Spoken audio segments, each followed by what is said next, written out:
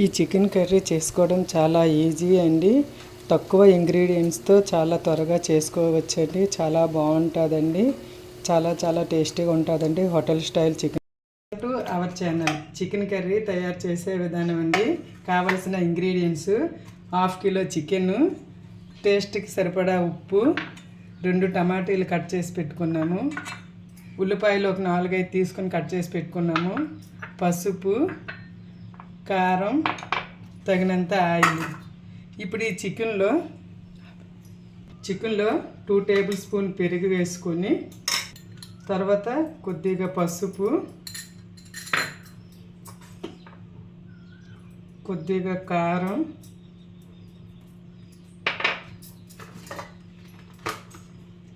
కొద్దిగా ఆయిల్ పోసుకొని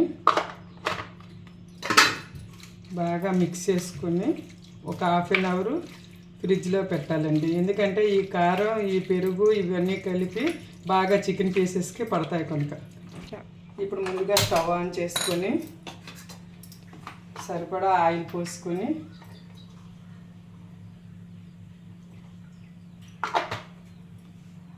మనం ముందుగా ఫ్రిడ్జ్లో పెట్టేసుకున్నాం కదా, ఆ చికెన్ తెచ్చి వేసుకోవాలండి.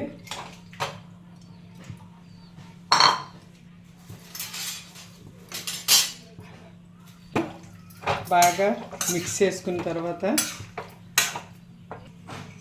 ఒక మూత పెట్టేసుకొని ఒక 10 నిమిషాలు ఆఫ్ చేసుకోవాలండి.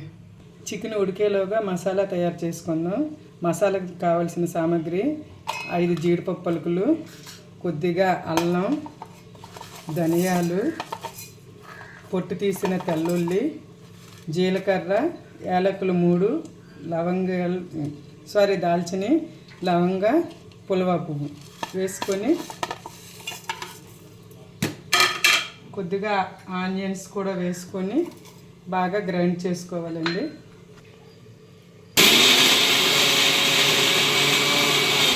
చూడండి, చికెన్ హాఫ్ బాయిల్ అయింది. ఇప్పుడు మనం కట్ చేసి పెట్టుకున్న ఆనియన్స్, కట్ చేసి పెట్టుకున్న టమాటాలు వేసి బాగా కలుపుకొని కొంతసేపు మళ్ళీ మూత పెట్టి ఒక 10 నిమిషాలు విడిచిపెట్టేద్దాము. చూడండి, చికెన్ బాగా ఫ్రై అయిపోయింది కదా. ఇప్పుడు ముందుగా మనం తయారుపరుచుకున్న మసాలా పేస్ట్ వేసి బాగా ఫ్రై చేసుకుందామండి.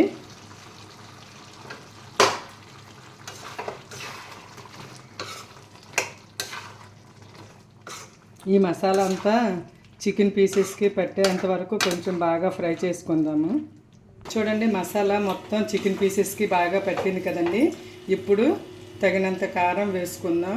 ముందు మనం చికెన్లో కారం వేసుకున్నాం కనుక కొద్దిగా చూసుకొని వేసుకోవాలండి. సారీ అండి, అప్పుడు నేను సాల్ట్ వేయడం మర్చిపోయాను చికెన్ కలిపేటప్పుడు. ఇప్పుడు వేసుకుంటున్నాను. చికెన్ ఫ్రైలో కొద్దిగా వేసాను, ఇప్పుడు తగినంత వేసుకుంటున్నానండి. ఇవి వేసుకొని బాగా మిక్స్ చేసుకోవాలండి. ఇప్పుడు కొన్ని వాటర్ పోసుకోవాలండి. కొన్ని వాటర్ పోసుకొని బాగా కలుపుకొని మూత పెట్టేసి ఒక 5 నిమిషాలు ఉడకనివ్వాలండి. చూడండి, చికెన్ రెడీ అయిపోయింది. ఇప్పుడు మనం గ్యాస్ బంద్ చేసుకుందాం. ఇంతేనండి చికెన్ కర్రీ తయారు చేయడం. చాలా ఈజీ అండి. మీరు కూడా మీ ఇంట్లో ట్రై చేయండి. ట్రై చేసి ఎలా కుదిరిందో కామెంట్ చేయండి.